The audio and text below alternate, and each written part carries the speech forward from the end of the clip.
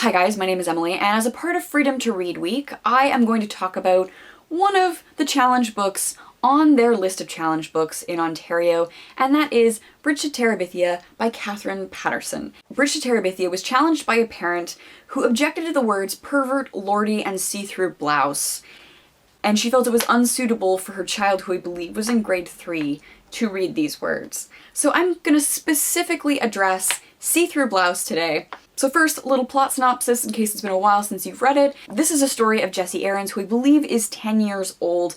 He lives in a kind of rundown, very poor country town, and he is one of 5 children, and he takes on a lot of responsibility in his family. His mother is overworked and questionably sometimes abusive, just out of frustration, and his father is working hard to make ends meet, and again, sort of absent because he just works so hard.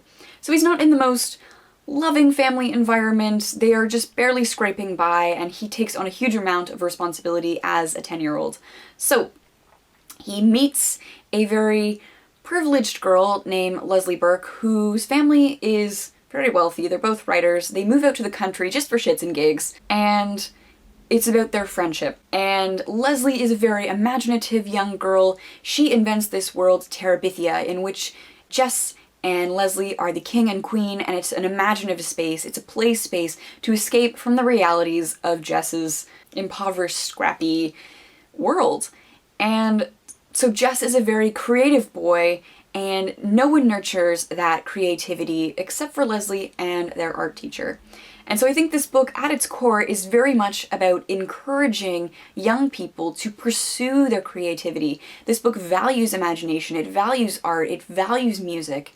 So especially when this is set temporally, the gender roles are very skewed, they're very binaric. And so Jess is a somewhat effeminate boy with his interest in the arts, and Leslie is a somewhat masculine girl with her interest in sports and adventure.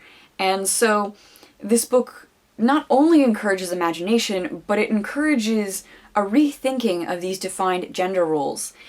And I think that's really important for young people to think through. So let's talk about the see-through blouse. Now, the see-through blouse is mentioned twice.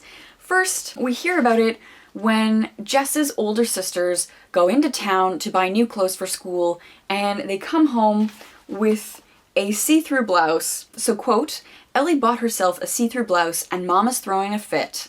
So clearly, the see-through blouse is not something the mother approves of. She's very upset with the daughter for buying it.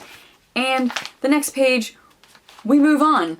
The father comes home. Like, that's it. Just one mention of the see-through blouse and the mother's disapproval. It then comes up a second time when the mother wants them to go to church for Easter, and so they only go to church for Easter. That's the only time through the whole year, so the mother always dresses them nicely. Well, this year the father's lost his job and they can't afford new clothes for this occasion.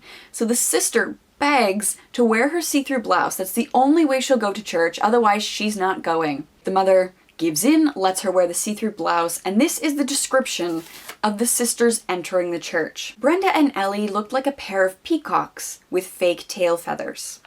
Then further down the page, the family was a little late to church, which didn't bother Ellie and Brenda, for it meant they got to flounce down the entire length of the aisle to the first pew, making sure that every eye in the church was on them, and every expression of every eye was a jealous one.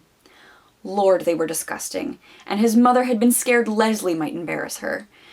So I think very much in this moment, we see that this see-through blouse and the behavior of his sisters, like, connected to this blouse, they're parading themselves, their vanity, is not a good thing. And I think what this moment sparked for me was a link to Cinderella and the stepsisters in Cinderella, who are vain and mean and ugly, and they are not who we want to be. It describes the sister as a pair of peacock with fake tail feathers. So these sisters aren't even real peacocks, they're pretending to be peacocks.